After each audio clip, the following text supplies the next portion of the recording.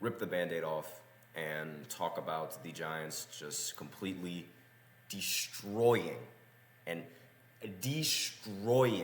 their chances at getting the number 1 overall pick in this draft. There was no way that the Giants could have messed this up.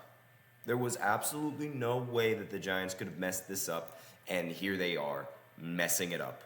Once again, it's a pain being a fan of this franchise. Even when they win, it is a pain being this franchise. And it was probably one of the worst weekends for football, at least in recent memory. Like, all the Giants had to do was lose. That is all they had to do. They've been doing that so well throughout the entirety of this season. They have 13 losses in this entire season. And they were on a losing streak of losing like 11 games. All they had to do was lose. You could not mess that up with the way that they were playing. And they win out of nowhere. And it wasn't just like a 13-7 win or something like that. It wasn't like a tiny win. They put up 45 points in this game. Drew Lock just decided to turn into Eli Manning in this one and throw 4 touchdown passes and run in for a touchdown. He had 5 total touchdowns. There has never been a Giant since Eli Manning to put up a stat line like that. He also accumulated 309 yards in the air. He did not throw a single interception. Malik Neighbors played probably the best game of his life as well. He recorded 171 receiving yards in 2 touchdowns in just 7 total receptions in this game.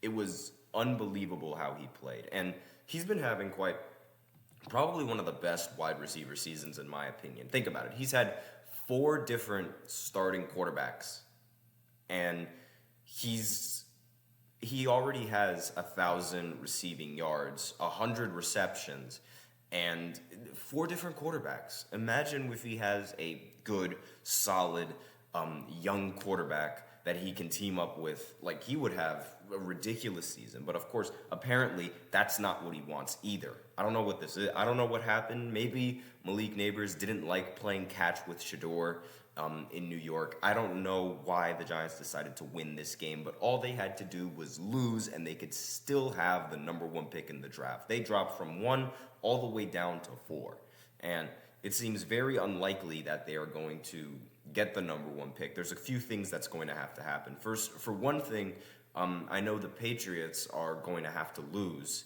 are going to have to win. The Patriots are going to have to win against the Bills, and I don't think that's going to happen at all. And I mean, the Bills are just a fantastic team. Maybe the Bills are going to bench their starters, and that'll give them a chance. But I don't think they're going to blow the number 1 pick.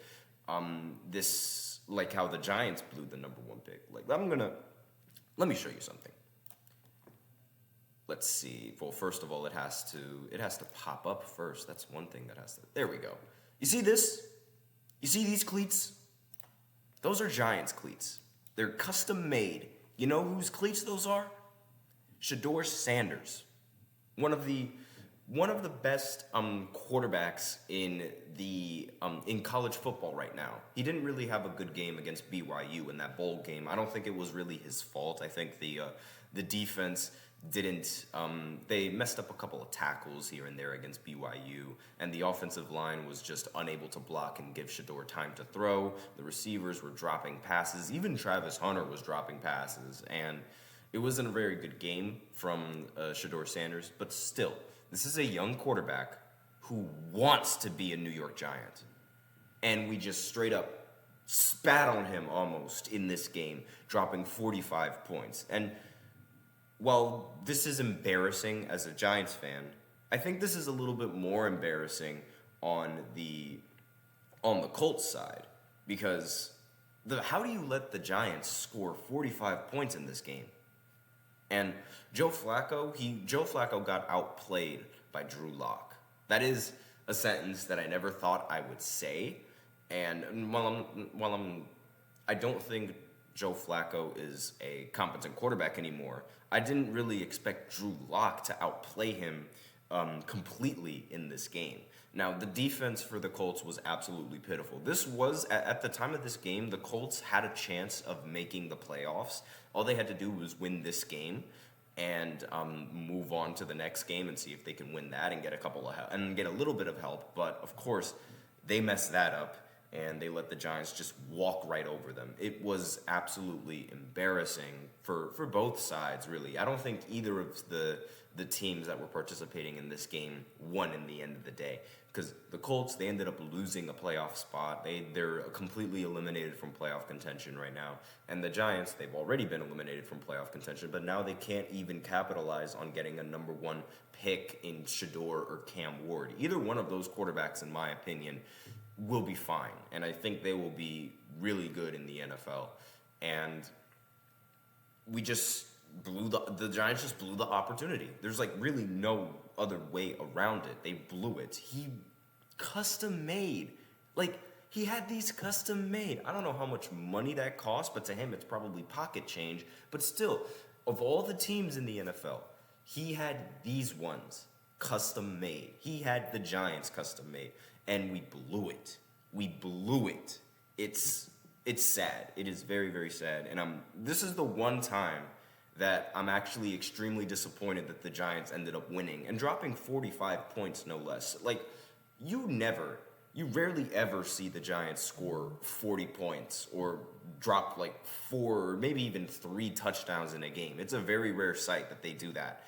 And they were able to do this on quite possibly the worst time possible. Like, it's like the one time you need them to lose, they don't know how to lose. So, again, there has to be a lot of situations that come into effect if the Giants still land the number one pick. Like, there's going to be a lot that needs to come into play. So, like I said, the Patriots, they're going to have to win against the Bills. The Browns are also going to have to win against the Ravens, which is another possibility that I don't think is going to happen. And then the Titans, they're going to also have to win against the Houston Texans, a probability that's like, it seems like that's a little like the most likely team that could end up pulling off an upset against a competent team, because the Texans, they've been struggling a little bit, so the Titans winning could be a possibility. I don't think that's going to happen, but it could be. And of course, the Giants are going to have to lose. So they're going to have to expect either one of those 3 teams to pull off a win in the final week. And I think the most likely team to pull off that win is going to be the Titans. Now, obviously, the Texans, they're already going to have a playoff spot secured because they are the leader in their division and they're going to host a home wild card game.